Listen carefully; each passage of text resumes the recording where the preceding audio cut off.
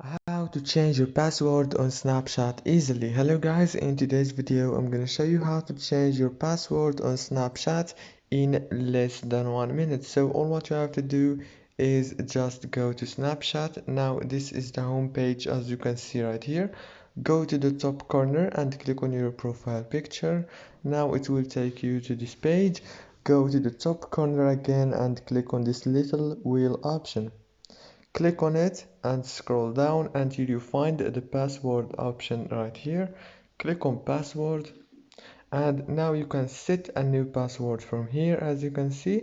And after you finish, click save and everything will be saved, as you can see easily.